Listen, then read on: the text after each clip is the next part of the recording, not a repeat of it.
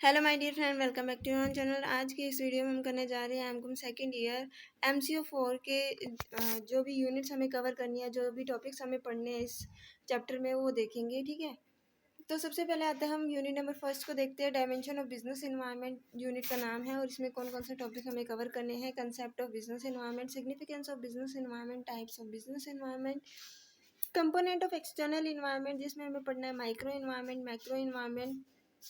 उसके बाद आता है emerging scenario of business environment in India, environmental scanning जिसमें हमें पढ़ना है needs for environmental scanning, characteristics of environmental scanning, approaches of environmental scanning and processes of environmental scanning. उसके बाद आती है unit number 2, social cultural environment, concept of culture, significance of social culture environment, critical element of social culture environment जिसमें हमें पढ़ना है social institution and system, social group, social value and attitude. उसके बाद आता है डेमोग्राफिक इन्वायरमेंट जिसमें हमें पढ़ना है क्वांटिटेटिव एस्पेक्ट्स और क्वालिटेटिव एस्पेक्ट्स। उसके बाद आता है dualism in India and problems of uneven income distribution जिसमें हमें पढ़ना है dualism in Indian economy, pattern of income distribution in India. उसके बाद आता है कंज्यूमरिज्म इन इंडिया, इसमें हमें कवर करना है is India consumer working, meaning of consumerism, world consumer movement in India. Next है हमारी unit number 3, social responsibility of business. इसमें हमें कवर करनी है topics, concept of social responsibility, case for social responsibility of business, dimension of social responsibility reporting, social accounting, approaches to social accounting and reporting, social audit, social responsibility of business in India. उसके बाद आता है हमारी unit number 4, political environment, nature and significance of political environment, critical element of political environment जिसमें हमें पढ़ना है political system, political processes, stability of political structure, central state relations. उसके बाद है state and social process, constitutional provisions relevant to the political process, fundamental rights, directive principle of state policy. इसके बाद आता है next topic, role of government जिसमें पढ़ना है regulatory role, promotional role, entrepreneur. उसके बाद है प्लानिंग रोल। ठीक है, इसके बाद नेक्स्ट टॉपिक है हमारा changing role of government, vice versa, market economy, administrative machinery. इसके बाद आते हैं यूनिट नंबर 5 जो है रेगुलेटरी पॉलिसी एंड फ्रेमवर्क के बारे में, जिसमें हमें यूनिट कवर करनी है government regulation policy till 1990, reformist policy package of July 1991, regulatory framework and overview, basic business laws, environment protection laws. उसके बाद आता है unit number 6, corporation law first जिसमें हमें पढ़ना है evolution of corporation law, company law, basic framework, major changes in 1999 to 2001 जिसमें हमें कवर करना है companies act 1999, company act 2000, company act 2001। उसके बाद है मेजर चेंजेस इन 2002 जिसमें है कंपनीज एक्ट 2002 अमेंडमेंट्स और companies second amendment act 2002, companies amendment bill 2003, sick industrial company special provision act 1985 जिसमें हमें कवर करना है need for SICA, objective of SICA, applicability and coverages, definition of sick industrial company, function, proposal to repeal SICA। ठीक है, तो ये topic थे हमें जो कवर करने थे यूनिट 7 में। उसके बाद आते हैं यूनिट नंबर 8 जिसका नाम है लेबर लेजिस्लेशन। इसमें हमें टॉपिक कवर करने हैं लेबर लेजिस्लेशन इन इंडिया, उसके बारे में एक overview, factories act 1948, wages and bonus जिसमें हमें कवर करना है minimum wages act 1948, payment of wages act 1936, payment of bonus act 1965 and equal remuneration act 1976। इसके बाद आता है हमारा सोशल सिक्योरिटी लेजिस्लेशन जिसमें हमें पढ़ना है workman compensation act 1923, employees state insurance act 1948, employees provident fund and miscellaneous provision act 1952, payment of gratuity act 1972। उसके बाद नेक्स्ट टॉपिक हमारा industrial relations, trade union act 1926, industrial dispute act 1947, industrial employment act 1946 and worker participation in management. उसके बाद आता है हमारी unit number 9 जो है फाइनेंशियल मार्केट के बारे में। इसमें हम पढ़ना है concept of financial market, types of financial market जिसमें हम पढ़नी है मनी मार्केट, कैपिटल मार्केट और difference between money market and capital market, significance of money market, characteristic of developed money market, Indian money market, main constitute deficiency, reform measures. Unit number 10 capital market, the primary capital market, nature, method of making capital issues and importance and growth. उसके बाद आता है secondary capital market, जिसमें हमें पढ़ना है nature, function और importance. Stock exchange in India, listing of securities, trading, settlement, जिसमें हमें पढ़ना है India system and derivatives, depository system, rolling settlement. ठीक है। उसके बाद है speculation and stock exchange, recent development. उसके बाद आता है unit number 11, regulation of capital market, need for regulating capital market operations, regulation of capital market and overview, regulatory framework for issues of capital, SEBI guidelines, eligibility. इसमें हमें क्या क्या topics जो है वो कवर करने हैं। Eligibility norms, pricing of securities, promoters contributions या share holding, pre issue obligation, post issue obligation और अदर रिक्वायरमेंट। उसके बाद नेक्स्ट टॉपिक है वो है regulatory framework for controlling stock market operation, जिसमें हमें पढ़ना है power of central government, power of SEBI in relation to stock exchange, amendment of SEBI act in 2002, regulation of corporate takeovers, और इसमें हमें कवर करने preventions of secret take over bids, take over code as modified by SEBI.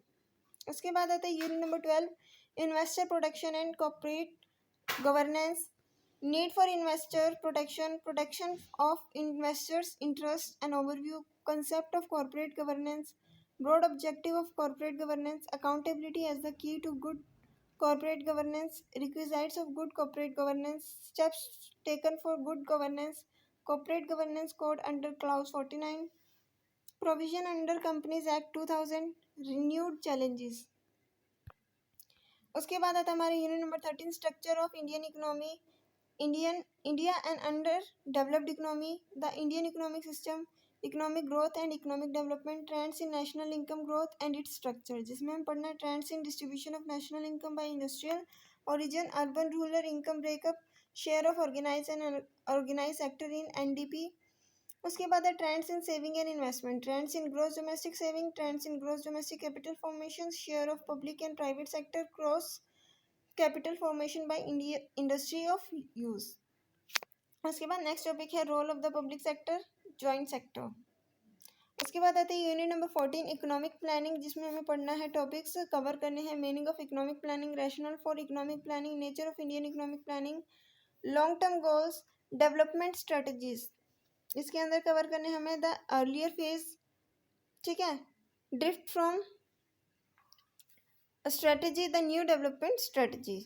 उसके बाद आता है review of 50 years of planning in India, the earlier period 1951 to 1980, the 1980s 6th and 7th plan, 8th 5-year plan और 9 5-year plan. उसके बाद आता है 10th 5-year plan, जिसमें objective, development strategy, constraints, critical reviews. उसके बाद आते हैं unit 15, economic policies, industrial policies, industrial policy resolution 1956, development during the 1970 and 1980 and new industrial policy 1991। उसके बाद आता है हमारी fiscal policy, objective of fiscal policy, long term fiscal policy 1985 to 90, fiscal imbalances and the current fiscal approaches, the current financial agenda of the central government. उसके बाद आता है monetary policy, objective of monetary policy, pre 1990 to 91 monetary policy और post 1990 to 91 monetary policy. उसके बाद आता है हमारे यूनिट नंबर 16 जो है स्मॉल स्केल इंडस्ट्री, जिसमें हम पढ़ना है nature and definition of small scale industry, rational for small scale industry, institution framework of small scale industry, जिसमें हमें पढ़ना है national level institution, state level institutions, government policy towards small scale sector, new industrial policy for small scale sector और comprehensive policy package 2000। उसके बाद next topic है programme for promotion of small scale industry, growth of small scale sector, problem of small scale sectors and prospects of small scale sector. उसके बाद आता है unit number 17, economic reforms, need for new economic policies, liberalisation, privatisation and globalisation. उसके बाद आता है trade policy reforms, financial sector reforms, assessment and impact of economic reforms, जिसमें हमें करना है GDP growth, reduction of poverty, employment growth, neglect of agricultural industrial growth, inflation, growth in infrastructure, India's foreign trade and balance of payment, foreign investment, reduction of regional disparities. इसके बाद आता है हमारे unit number 18, balance of payment and EXIM policy के बारे में, trends in India's foreign trade, जिसमें हमें पढ़ना है commodity composition of export, commodity composition of import, direction of export and direction of import.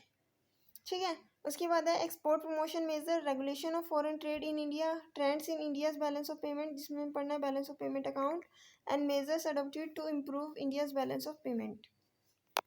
उसके बाद आता है हमारा एक्सपोर्ट इंपोर्ट पॉलिसीज में जनरल प्रोविजन, इंपोर्ट और export, role of export import, bank of India, foreign exchange management act 1999।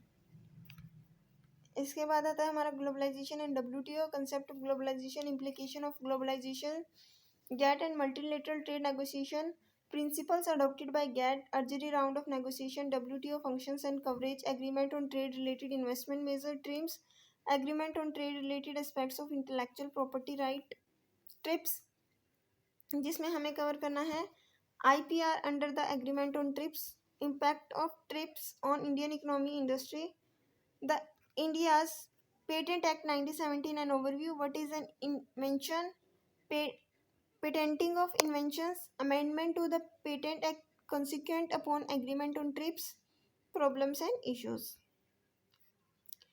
उसके बाद है unit 20 foreign investment and collaboration के बारे में, जिसमें हमें कवर करना है role of foreign capital, FDI and developing countries, advantages और limitation, trends in FDI flow, global trend, FDI flow in India, FDI policy, trend in foreign collaborations policy, India's external date.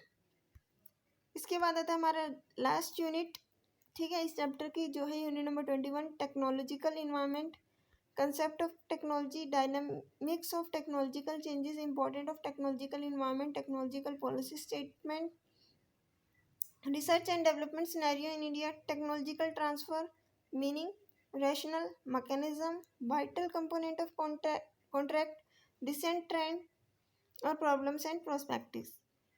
ये थे हमारे units जो हमें cover करनी है, और इनके अंदर हर एक टॉपिक्स मैंने बता दिए कि क्या क्या टॉपिक्स जो है वो कवर करने हैं और कितनी यूनिट जो है वो टोटल कवर करनी है।